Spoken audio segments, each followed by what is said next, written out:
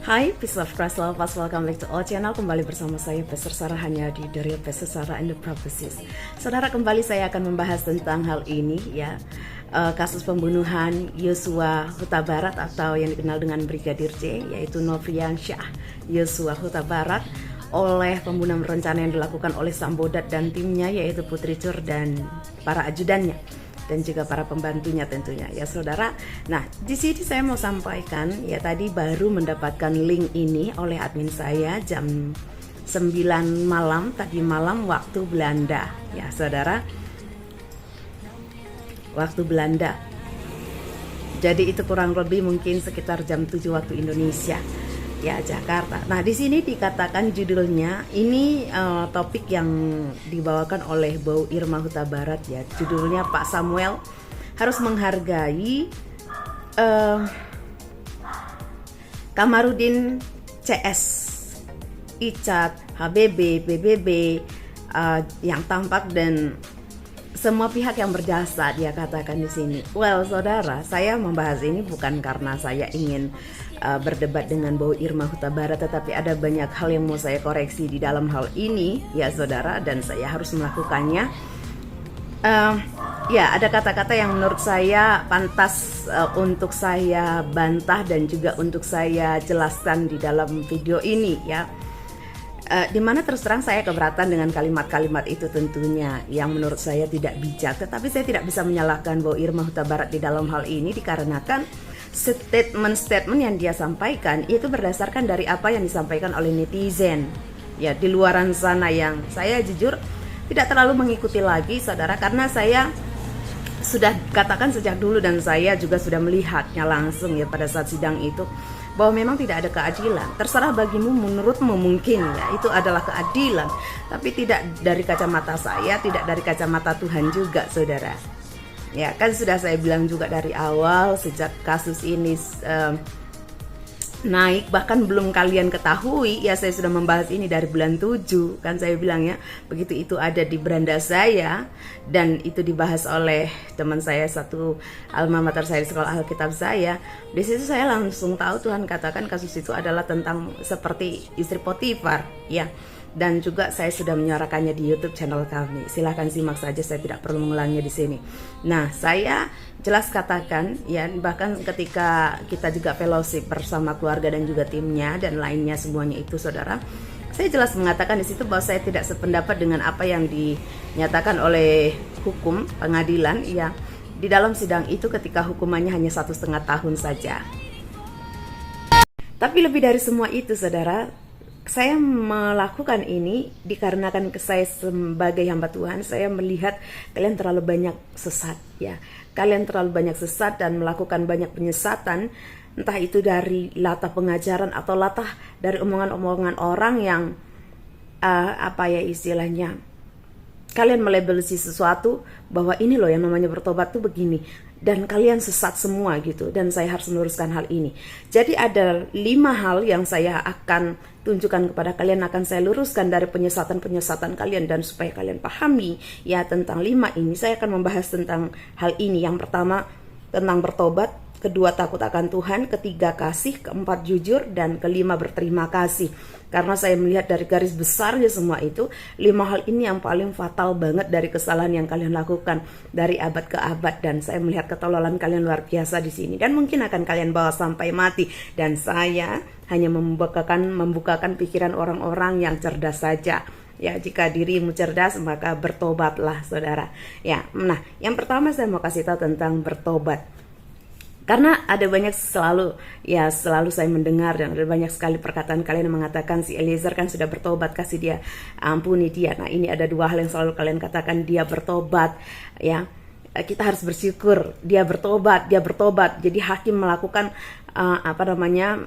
memberikan hukuman itu ya sudah sangat wajar ya, 1,5 tahun meringankan ininya karena dia sudah bertobat dan dia jujur. Nah, banyak hal sekali dari 5 hal ini, dia takut akan Tuhan ya, dia Eliezer dia takut akan Tuhan, dia tidak mungkin melakukan itu bla bla. Faktanya dia melakukan pembunuhan itu saudara ya. Jadi kau pakai otakmu itu. Yang pertama tentang bertobat. Saudara lihat ini. ya. Yang namanya bertobat itu seperti ini. Ini persegi panjang, saudara.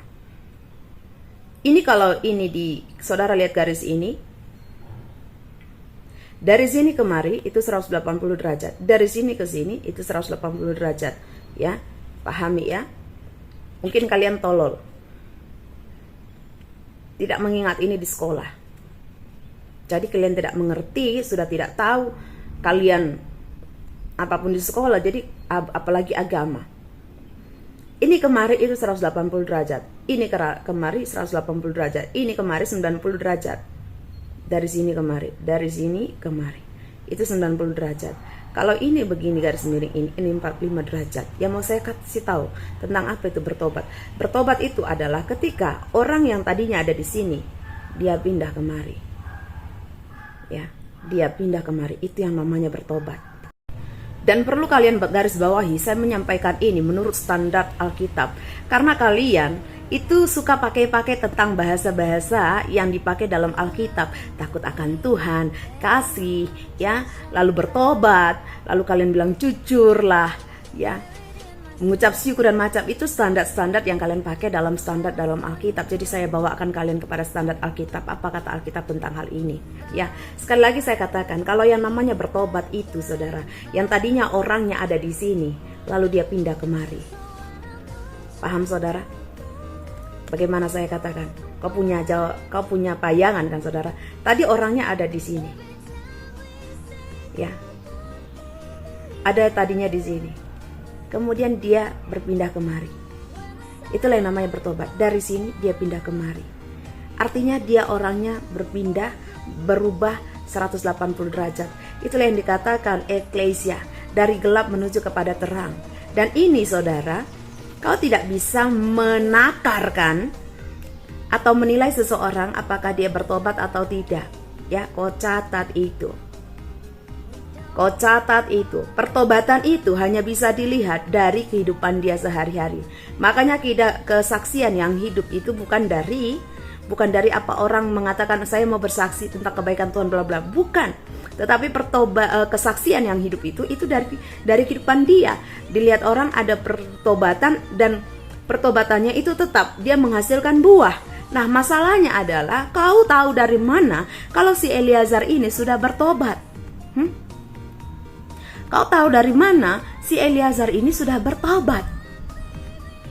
Sedangkan dia saja di penjara. Dia tidak melakukan aktivitas apapun. Kau tahu dari mana dia bertobat? Kau pakai otakmu. Jadi hentikan mulut busukmu itu. Cepat-cepat mengatakan dia bertobat, dia bertobat. Kau nggak tahu apapun tentang namanya pertobatan.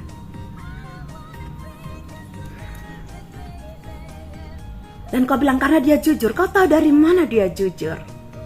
Apa kau sudah lupa? Ataukah otakmu terbalik, saudara?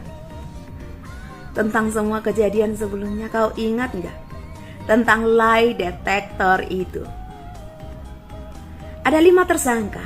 Sang bodat putri Cur, si Baradae atau yang kau kenal dengan Richard Eliezer, lalu kemudian si Ricky Rizal, dan juga siapa itu namanya, Kuat Mahruf. 5 orang ini yang dinyatakan tersangka, padahal sebenarnya ada banyak pelaku lain, tapi kita bahas tentang 5 ini. Lie detector menyatakan semua mereka jujur.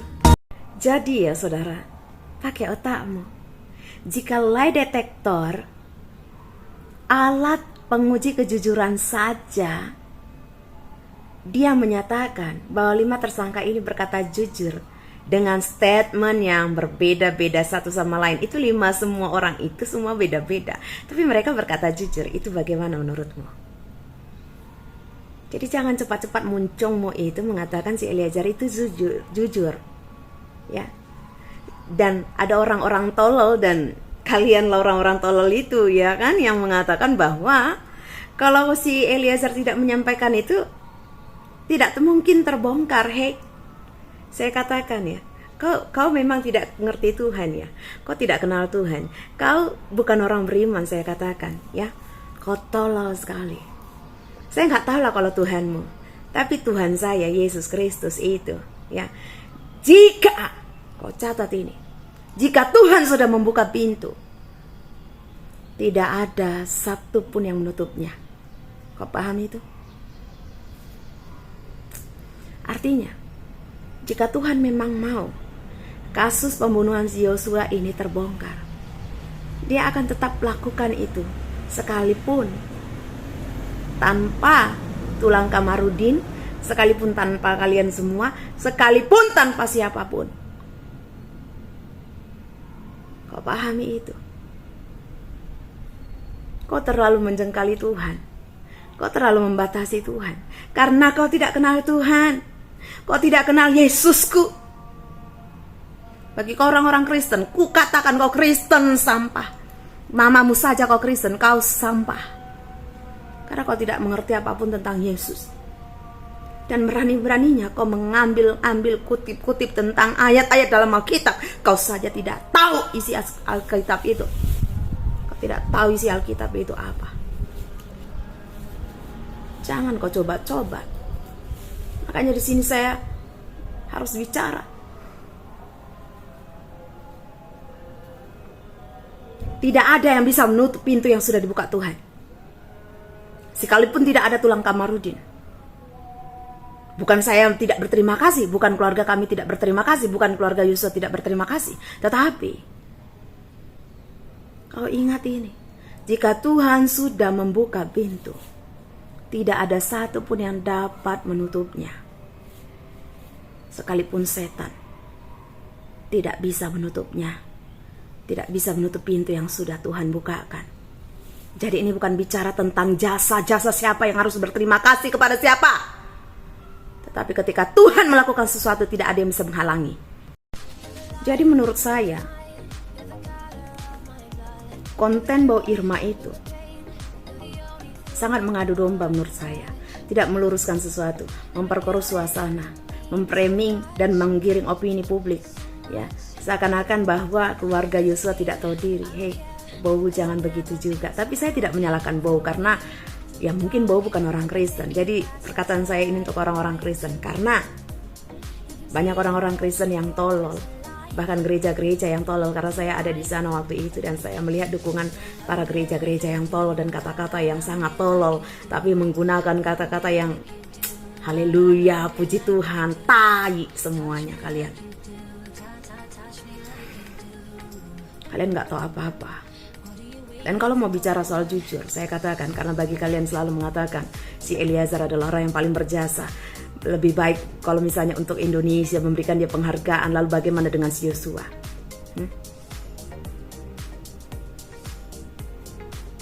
Kalian pakai otak kalian lah, ya. Berjasa apanya? Coba kalian flashback lagi. Mungkin kalian tolol atau kalian melupakan sesuatu, atau kalian sudah terlalu muda untuk pikun. Pikun dini mungkin ya, atau pikun massal. Coba saya ingatkan kembali, siapa sebenarnya yang membongkar tentang kejadian itu sebenarnya? Bukan si Eliezer.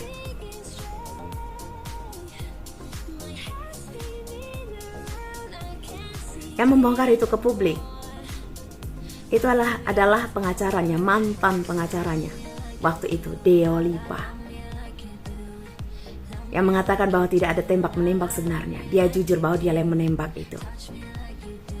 Itulah satu kejujuran yang satu-satunya yang pernah dia ungkap. Dan itu pun bukan dia yang ungkap. Dia hanya menceritakan kepada Deolipa. Lalu Deolipa sebagai pengacaranya, dia menyampaikan ke publik. Bahkan itu dibahas oleh banyak media. Dan apa yang terjadi pada saat itu? Ketika Deolipa itu menyampaikan semua dan orang tahu bahwa tidak ada tembak-tembakan. Ya, lalu muncullah skenario Sambodat. Apa skenarionya Sambodat, saudara? Apa skenario Sambodat? Skenarionya adalah si Eliezer mengeluarkan surat yang sudah dalam bentuk ketikan, dan dia tinggal tanda tangan. Pertanyaannya, bagaimana mungkin bisa ada ketikan lewat komputer, sedangkan di penjara tidak ada mesin ketik? Kalaupun diperbolehkan untuk mengetik, itu hanya ketik biasa. Dan dia tidak melakukan itu. Dia memecat Deolipa sebagai ahli hukum. Jadi ingat ya, bukan si Eliezer yang mengungkap itu ke publik tentang tidak ada tembak-menembak, tetapi si Deolipa yang mengungkap itu. Nah, karena skenarionya sudah berubah, maka ada skenario baru lagi yang dilakukan oleh Sambodat. Apa skenarionya?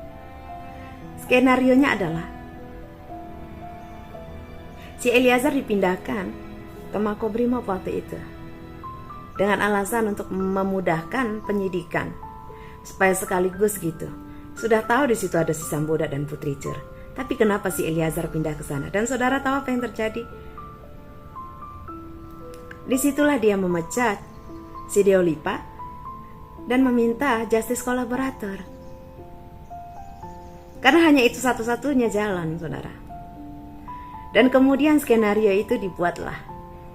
Intinya ke Duren 3. Dan sebenarnya dari statementnya si Eliezer sudah jelas banget sebenarnya bahwa ini skenario oleh Sambodat. Dia melakukan skenario Sambodat, tetap skenario Sambodat. Karena ada waktu itu dia katakan, pokoknya jangan khawatir, itu perkataan Bapak katanya. Kalian cari saja videonya, kalian pasti sudah menontonnya, bahkan lebih menonton itu daripada saya. Dia ada mengatakan begini, bahkan di pengadilan itu juga dia mengatakannya, yang dulu waktu itu di awal-awal. Bapak mengatakan, ada perkataan Bapak, pokoknya kamu jangan khawatir, skenario di Duren 3, kamu tidak akan apa-apa. Ya, di Duren 3, ibu mau diperkosa dan bla bla bla. Saudara tahu, skenario tentang Sambodat berhasil. Eliezer pun melakukan skenario itu dengan sangat baik. Dari semua sidang yang berjalan dari sidang pertama sampai kemarin vonis dinyatakan dia 1,5 tahun, itu tetap dinyatakan tentang kejadiannya adalah di Duren 3. Padahal itu tidak pernah di Duren 3. Duren 3 hanya tempat pemindahan mayat saja.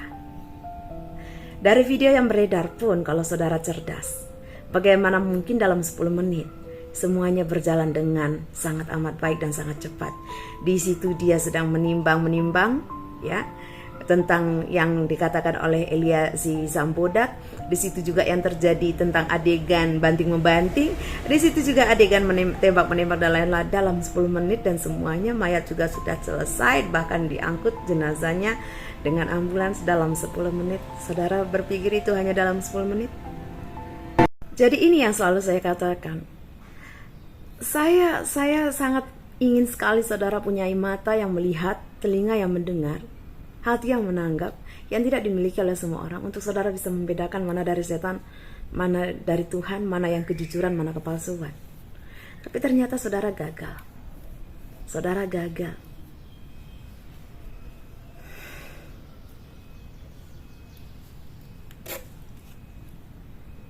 Sekali lagi, ini bicara pertobatan. Dari ujung sini ke sini. Itulah yang namanya bertobat. Berbalik 180 derajat. Berbalik 180 derajat. Kalau orang yang tahu baris berbaris, ketika dikatakan balik kanan, gerak, atau balik kiri, gerak, itu dia berbalik 180 derajat. Yang tadinya dia menghadap ke sini, akhirnya dia berbalik kemari, menghadap kemari, membelakangi. Itulah yang namanya bertobat. Dan si Eliezer belum bertobat. Dia tidak bertobat. Dia belum bertobat. Kau pikir dengan kejujuran dia maka itu adalah pertobatan? Dan kau tahu dari mana dia jujur? Dia tidak jujur sama sekali.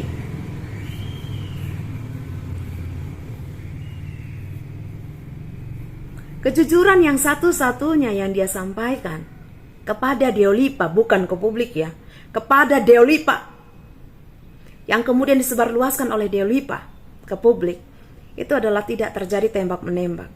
Tembakan itu rekayasa. Dialah yang menembak satu arah. Dialah.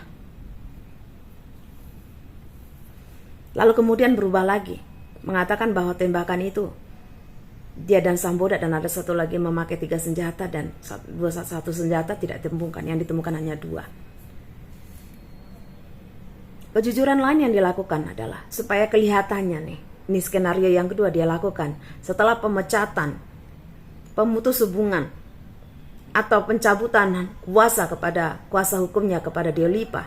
Itu yang skenario Samboda yang pertama yang dilakukan oleh Eliezer. Sudah saya katakan sebenarnya Eliezer sekarang ini saudara, pemeran utama yang dilakukan oleh skenario Samboda karena dia sudah gagal di awal itu, ya, yang mengatakan bahwa dia menggiring opini publik bahwa itu adalah pelecehan, pemerkosaan kepada istrinya, ya, dan dia tidak terima, dia emosi dan lain-lain sebagainya. Itu yang tadinya dia adalah pemeran utamanya, tetapi skenario itu digagalkan oleh statement Eliezer yang karena dia waktu itu ketakutan, masih ada merasa takut kepada Tuhan, ya kan, saat berdoa bersama Deolipa, dan kemudian akhirnya ada skenario baru.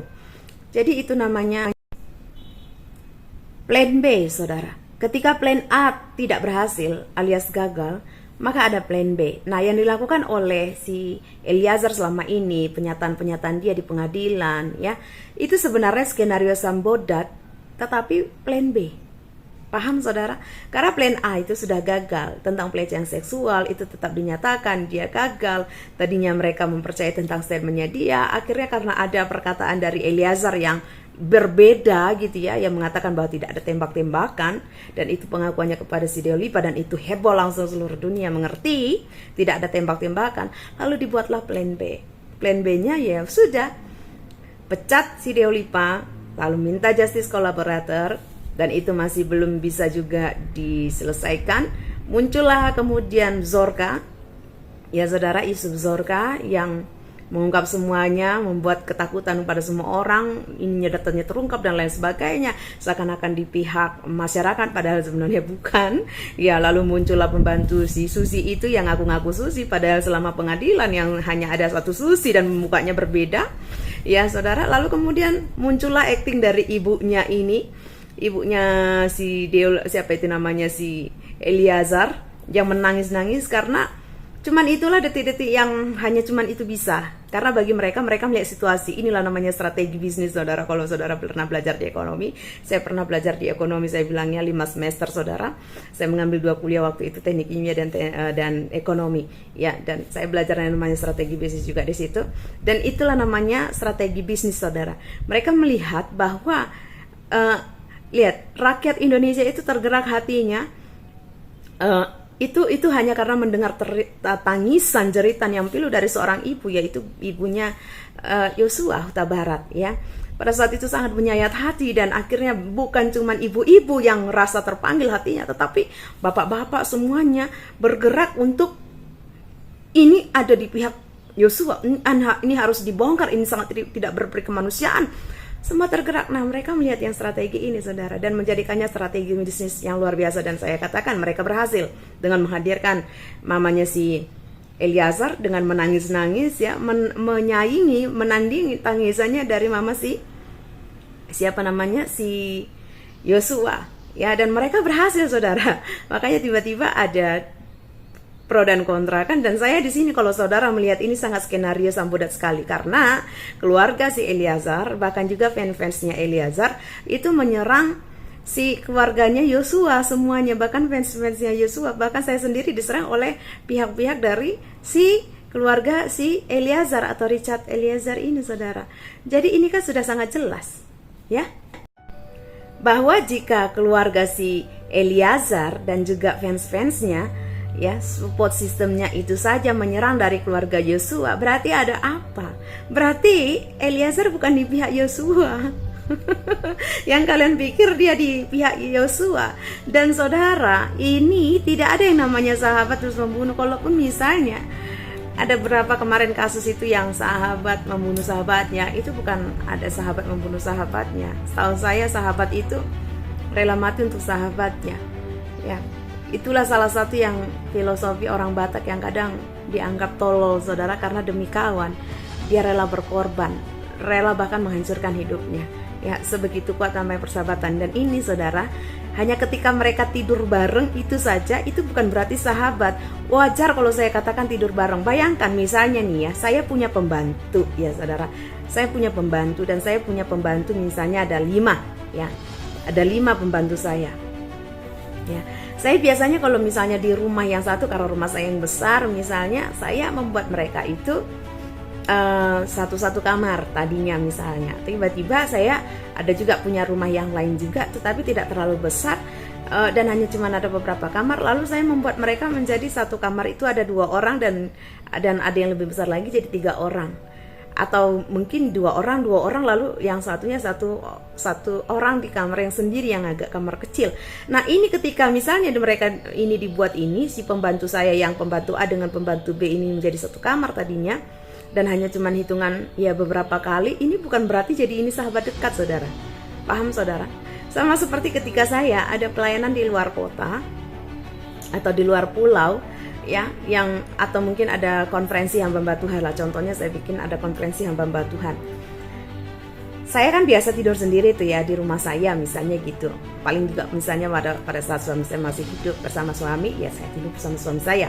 Tapi ketika saya misalnya konferensi gitu ya, dengan artinya ada pertemuan hamba Tuhan misalnya, kan itu dibagi-bagi itu ya. Ya puji Tuhan kalau misalnya ada kita dapat satu kamar.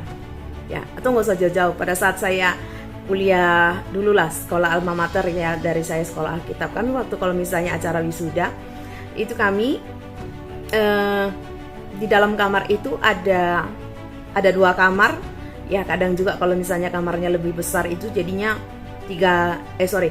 satu kamar itu, dalam satu kamar ada 2 tempat tidur, 2 kasur yang besar ya, yang double, yang mana satu tempat tidur itu bisa muat 2 orang. Kalau misalnya yang normal badannya artinya yang standar, tapi kalau misalnya yang kurus bisa 3 orang. Tapi dibuat di situ 2 orang. Jadi artinya 4 orang dalam satu kamar karena 2 kasur. Nah, ketika itu bicara soal teman saya, teman satu kampus misalnya yang kami mau wisuda ya pada saat itu, jadi berarti di dalam kamar itu ada 4 orang ya, 4 orang kami karena ada 2 kasur besar. Nah, saya tidur satu tempat tidur, yang ini satu tempat tidur lagi tapi masih satu kamar. Ini tidak bisa dikatakan bahwa kami itu berteman dekat atau bersahabat saudara, sekalipun kami teman kampus ataupun beda kampus ya. Kami kadang dipencar, ini dari misalnya dari daerah mana, ini dari mana, supaya kita sama-sama hamba Tuhan nanti setelah kita lulus misalnya itu kita bisa saling mengerti karakter dan juga memahami, dan juga bisa mungkin saling bekerja sama dalam nanti pelayanan berikutnya. Nah itu yang dimaksudkan. Jadi ini nggak jadi menjadi patokan, menjadi jaminan bahwa kami ini sahabat. Nah begitulah kondisinya si Yosua dengan si Eleazar. Jadi mereka nggak bisa dikatakan sahabat hanya cuman dengan pernah tidur bersama 1, 2, 3 kali pada saat dinas, pada saat tugas untuk urusannya si Sambodat saudara. Nggak bisa kok jadikan itu persahabatan ya. Jadi orang berpikir selalu bilang ini akan sahabatnya, nggak mungkin membunuh, dia membunuh hanya dengan terpaksa. Dan kalau saudara simak lagi di dalam video saya, bagaimana sebenarnya kalau dia lulusan dari Brimob itu, ya lihat saja di video saya ya. Itu memang untuk Tantama, untuk pangkat daripada si Eleazar, memang dia itu disetting, ditraining untuk menjadi seorang psikopat saudara. Ya tidak melumpuhkan lawan tetapi menghabisi, membunuh lawan. Jadi kalau dikatakan itu, jadi memang benar perintah yang dikatakan oleh si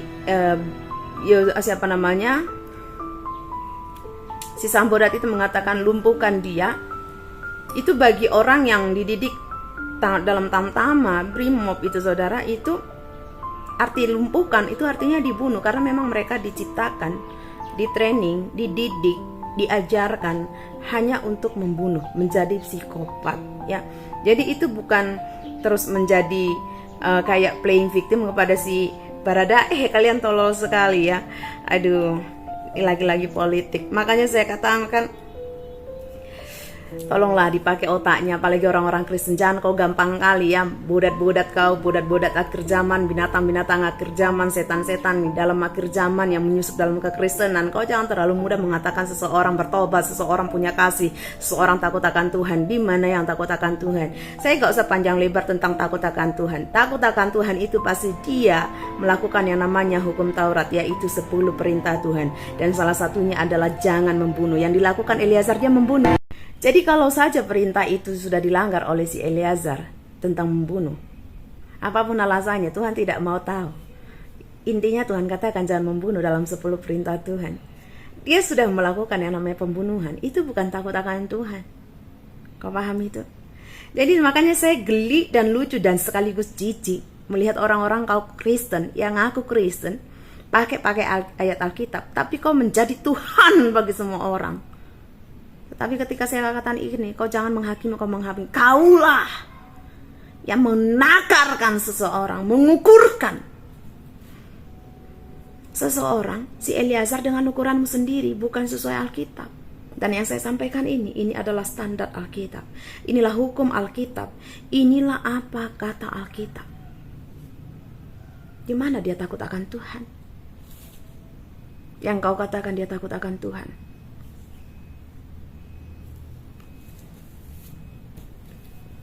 Dan bicara soal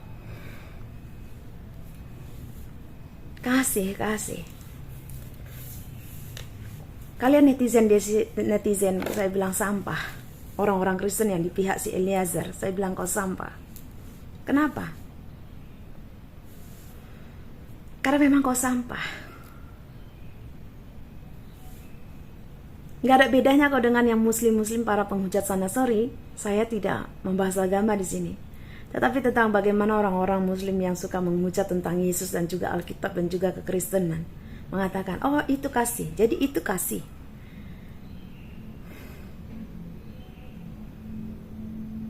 Kau tidak tahu arti kasih. Kalau misalnya keluarga Yosua pun sudah mengampuni, bukan berarti hukum itu menjadi ringan. Bukan berarti hukum itu menjadi membebaskan dia. Bukan berarti yang seharusnya keadilan ditegakkan menjadi longgar. Yang seharusnya dia dihukum mati bukan berarti jadi tidak dihukum mati, bukan. Hukum tetap berjalan seharusnya. Tetapi yang ada kan tidak ada keadilan bagi Yosua. Tidak ada keadilan bagi keluarga Yosua. Kalian mengatakan, coba kalian pikir otak kalian, di mana? Di mana kasih kalian? Coba tunjukkan. Kalian menuntut tentang kasih kami kepada si Eliezer, mengatakan dia masih muda, layak diampuni, karirnya masih panjang. Lalu pertanyaannya, apakah Yosua sudah tua? Apakah dia tidak layak berkarir? Apakah juga dia tidak layak menikah? Dia yang lebih duluan ingin menikah daripada si Eliezer. Bahkan untuk dari usia lebih layak Yosua untuk menikah, dan mereka sedang mempersiapkannya, yang seharusnya bulan 1 kemarin, setelah dia wisuda dan menjadi perwira.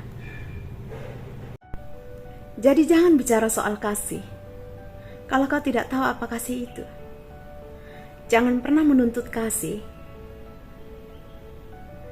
kalau kau tidak pernah punya kasih itu dan tidak pernah melakukannya. Jangan pernah tuntut kasih kalau kau belum melakukannya lebih dulu.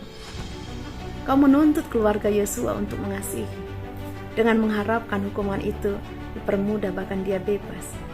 Itu kau tolol namanya. Sekalipun mengampuni, bukan berarti dia bebas dari hukuman. Kau pahami itu.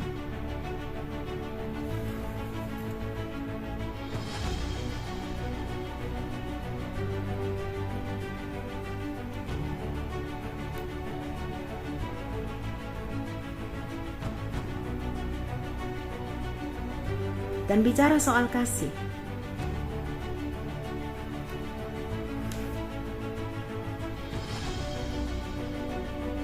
seharusnya kau menunjukkan kasihmu lebih dulu dengan menegakkan keadilan untuk kematian Yosua. Selain membersihkan nama baiknya, juga semua pembunuhnya harus dihukum sama. Coba lihat berita-berita itu, dimanapun mereka yang namanya pembunuhan berencana, semua mereka itu dihukum mati. Baik yang merencanakan baik yang melakukan. Semua sama hukumannya. Lalu kenapa di sini kau tebang pilih? Dan bau Irma. Kita semua sama-sama tahu bahwa dalam hal ini mafia yang terjadi. Ada banyak mafia di dalam ini, dan kita juga sama-sama tahu bahwa kasus ini tidak akan pernah terungkap. Dan kita pun sama-sama tahu semua ini isinya skenario. Lalu untuk apa membuat konten itu yang memframing dan membuat orang jadi tidak simpati kepada keluarga Yosua? Tolonglah yang bijak sedikit, ya. Tolonglah yang bijak sedikit. Dan supaya kau tahu tentang yang namanya pertobatan. Itu Tuhan bicara tentang pertobatan itu supaya buahmu tetap. Bukan kau yang memilih aku, tetapi aku yang memilih engkau, kata Tuhan. Kita lihat di sini.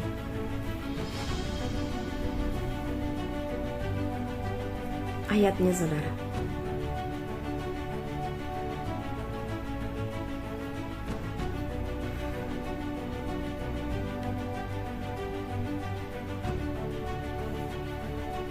Yohanes 15 ayat 16. Bukan kamu yang memilih aku, tetapi akulah yang memilih kamu, kata Tuhan Yesus. Dan aku telah menetapkan kamu, supaya kamu pergi dan menghasilkan buah, dan buahmu itu tetap. Supaya apa yang kamu minta kepada Bapa dalam namaku, Yesus. Supaya apa yang kamu minta kepada Bapa dalam namaku, dalam nama Yesus, diberikannya kepadamu. Jadi catat di sini. Supaya kamu pergi dan menghasilkan buah, dan buahmu itu tetap. Itulah yang namanya pertobatan. Berbuah dan buahnya tetap. Ya. Apa buah kita? Tolol. Selalu mengatakan buah kita itu adalah kasih, sukacita, damai sejahtera. Tolol. Kau lihat konteksnya dan kau lihat kalimat itu. Tetapi buah roh. Itu buah roh. Yaitu itu buah yang ada di dalam Tuhan. Itulah Tuhan. Tuhan itu penuh kasih, sukacita, damai sejahtera, kesabaran, kemurahan, kebaikan. Itu bukan buahmu. Buah orang-orang Kristen itu 3. Iman, pengharapan, dan kasih. Iman, pengharapan, dan kasih. Ya. Iman, pengharapan, dan kasih. Dan ini banyak sekali saudara untuk mengaplikasikannya. Kalau orang yang beriman kepada Tuhan, dia harus percaya kepada Tuhan. Dia mengandalkan Tuhan dan melakukan segala perintahnya, menjauhi segala larangannya. Nah, apakah si Eleazar, dan kau koreksi dirimu sendiri, apakah si Eleazar termasuk orang yang beriman, yang kau katakan takut akan Tuhan? Enggak, karena dia tidak melakukan perintah Tuhan. Justru dia melakukan larangan Tuhan. Jangan membunuh. Inilah buah yang harus dilakukan oleh orang Kristen. Dan ini harus tetap, kau pahami? Iman, pengharapan. Inilah pengharapan. Apa pengharapan kita? Bahwa di dalam Kristus itu ada keselamatan. Setelah kita mati nanti pun kita diselamatkan dan hidup kekal bersama Dia di sorga. Itulah pengharapan kita orang Kristen. Makanya ketika kita percaya kepada Yesus Kristus, ya, kita percaya Dia Tuhan yang datang ke dunia menjadi sama dengan kita manusia untuk menebus kita dari dosa dengan jalan disalib, dan Dia bangkit pada hari yang ketiga dan naik ke sorga. Dan nanti kita akan bersama-sama dengan Dia bagi orang yang percaya padanya, diselamatkan. Ada kehidupan kekal, itulah pengharapan. Apakah ini tetap pengharapanmu, saudara? Ataukah di tengah jalan kau meragukannya dan kau murtad? Inilah buah kita. Dan yang terakhir ini, iman, pengharapan, dan kasih. Kasih ini, apa kasih itu?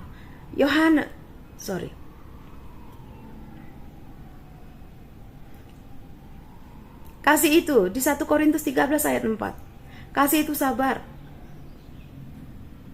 Ya. Kasih itu murah hati. Baik hati maksudnya. Sabarat itu artinya bertahan dalam penderitaan. Tahan dalam penderitaan. Kasih itu tidak sirik, envious. Tidak sirik. Kasih itu tidak sirik, ya.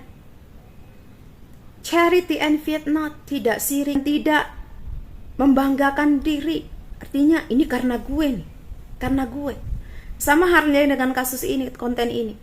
Tidak berterima kasih kepada, apakah jadi merasa ini karena aku nih? Apakah kalian netizen ataukah Tulang Kamarudin atau yang lain juga kalian merasa, atau mungkin Bau Irma merasa bahwa ini karena gue lah kasus ini gitu. Hei, Orang sepertimu akan Tuhan hancurkan dan Tuhan jatuhkan. Bukan cuma dijatuhkan, kau akan dihancurkan. Tandukmu akan dipatahkan. Tanduk kesombonganmu yang terlalu membanggakan dirimu. Ini karena aku, karena aku. Ingat saya katakan tadi di awal. Kalau Tuhan sudah membuka pintu, tidak ada satupun yang dapat menutupnya, sekalipun setan. Apalagi kau. Setan aja tidak bisa menutupnya. Apakah sekarang kau sedang mengatakan kau lebih hebat dari setan? Ingin menutup pintu itu? Kalau kau sudah mau menutupnya, berarti kau mengatasnamakan dirimu Tuhan. Karena hanya Tuhan yang bisa menutup pintu yang Dia buka. Jadi, kau jangan terlalu membanggakan diri. Itu bukan kasih. Ya, bukan kasih.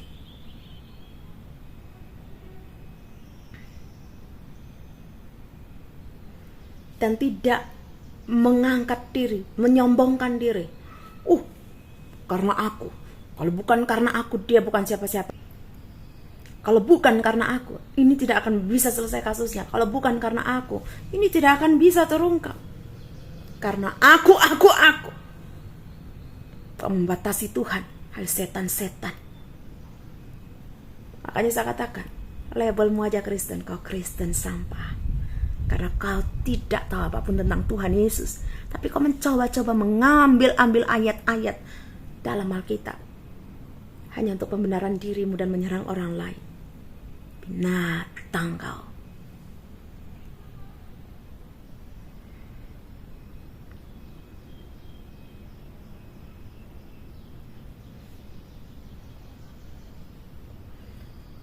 Doth not behave itself unseemly.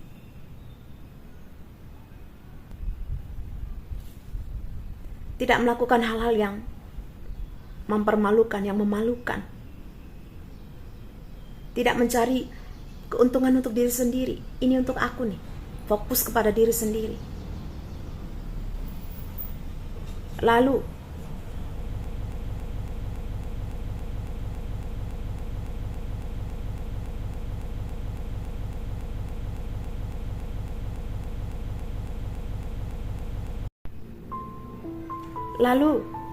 dia tidak dengan mudah diprovokasi.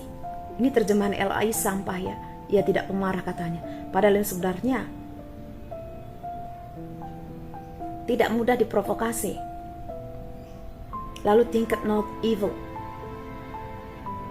Tidak memikirkan hal-hal yang jahat. Ini terjemahan LAI salah banget ya, sampah banget. Dia tulis ia tidak pemarah dan tidak menyimpan kesalahan orang lain. Ini sampah banget. Terjemahan yang benar adalah artinya adalah is not easily provoked, thinketh no evil, ya. Artinya tidak mudah diprovokasi, tidak memikirkan hal-hal yang jahat, ya, tidak merancangkan yang jahat.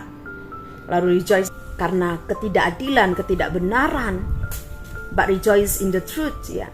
Tapi bersukacita dalam kebenaran. Bears all things artinya tanggung segala sesuatu, bukan menutupi segala sesuatu ya. Tuhan Yesus tidak pernah yang namanya menutupi dosa. Dosa itu dinyatakan terang-terang ketika kita sudah minta ampun sama Tuhan. Tuhan tidak mengungkitnya. Itu yang benar ya. Ketika ada orang yang sudah meminta maaf misalnya dengan tulus, kita tidak mengungkitnya. Tetapi permasalahannya, bicara soal si Eliezer, dia tidak meminta maaf dengan tulus. Permintaan maafnya itu hanya modus. Seperti yang saya bilang, ada 4 skenario Sambodat itu. Yang pertama, ya, memecat si Eliezer, memecat kuasa hukum si Eliezer yang dulu, yaitu si Diolipa. Lalu kemudian meminta justice kolaborator. Lalu kemudian itu Zorka.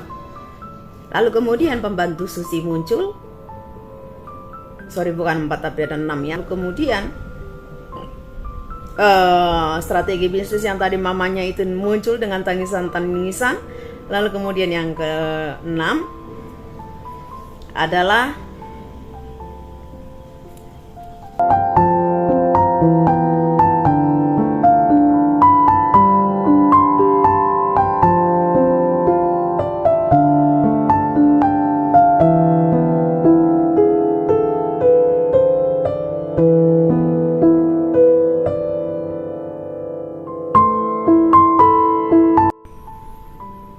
minta maaf, pura-pura minta maaf kepada si Tante Rosti dan juga Bapak Samuel dan juga keluarga Yosua. Nah, kalau kalian video yang sangat singkat sekali tentang dia bagaimana meminta maaf, tetapi dibuat slow motion supaya kesannya itu kusuk, padahal enggak. Ya? Jadi pahami ya, ini bear it all things, menanggung segala sesuatu. Believe it all things, percaya segala sesuatu. Hope it all things, berharap kepada segala sesuatu. Endure it all things.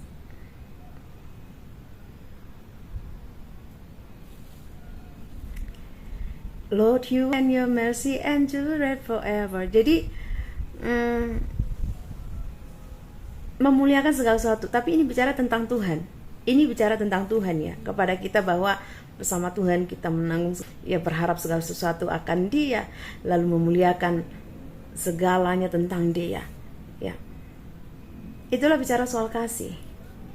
Dan 3 hal ini, iman, penghasih, itulah buah yang harus kita punyai, yaitu iman, pengharapan, dan kasih. Inilah buah kita, saudara. Buah pertobatan yang harus kau tunjukkan dari kehidupanmu, dan buah itu harus semua sudah dimiliki oleh Eliezer, sehingga kau mengatakan bahwa dia sudah bertobat. Dia aja tidak melakukan apapun.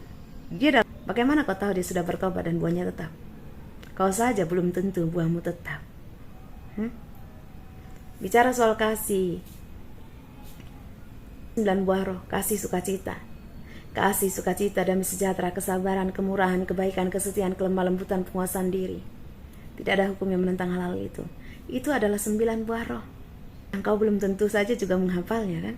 Otakmu saja belum tentu menghafalnya, tapi kau menuntut tentang 9 buah roh ini.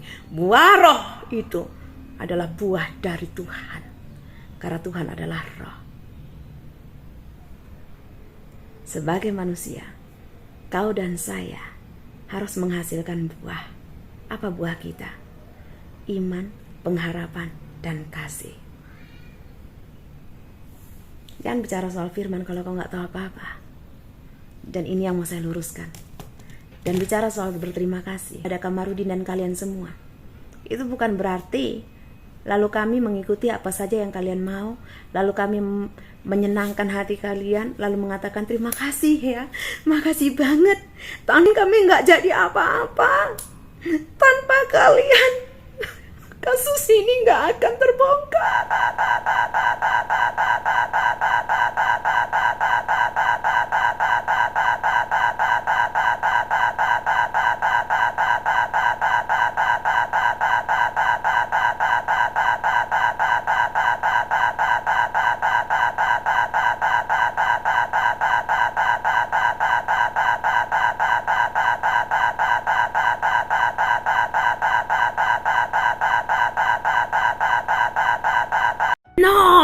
No, bukan begitu caranya yang namanya berterima kasih. Atau itu yang kalian harapkan dari kami? Itu yang kalian harapkan? Itu maksud bau yang harus disampaikan, yang harus dilakukan oleh keluarga Yosua ini? Please lah, bau. Tolonglah netizen, agak-agak dipakai otak kalian itu. Bicara soal berterima kasih, keluarga Yosua sangat berterima kasih, tapi bukan berarti kami hanya diam saja, karena kami merasa keadilan belum kami terima untuk anak kami, belum kami terima untuk adik kami, belum kami terima untuk keluarga kami, belum.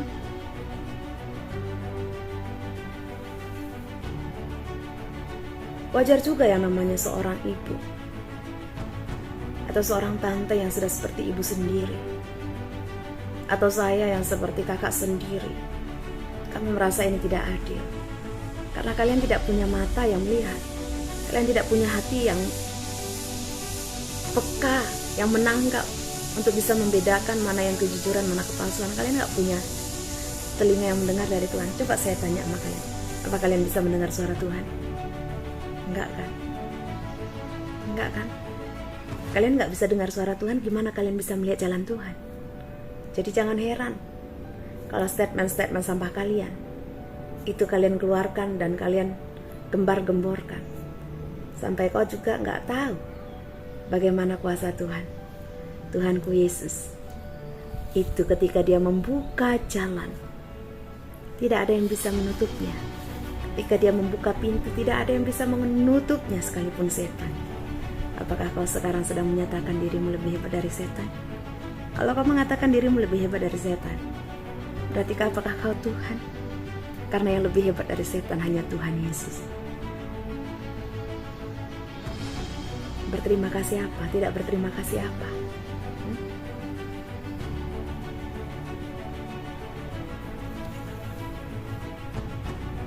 Apa emangnya juga yang dikatakan oleh Reza sampai kalian membenci statementnya? Reza sudah berdiri sendiri, kalian bilang begitu. Coba kalian pakai otak. Seorang pembunuh, kalian jadikan pahlawan, kalian katakan pejuang, bahkan ingin kalian sekolahkan. Terserah kau mau menyekolahkan atau bukan. Cuman ketika membandingkan dengan Reza, Reza lah yang seharusnya mendapatkan pendidikan yang lebih baik, bahkan untuk dukungan dari pemerintah. Karena seorang Yosua yang menjadi tulang punggung di keluarganya, sudah kalian ambil nyawanya. Di mana hati kalian para setan? Hah?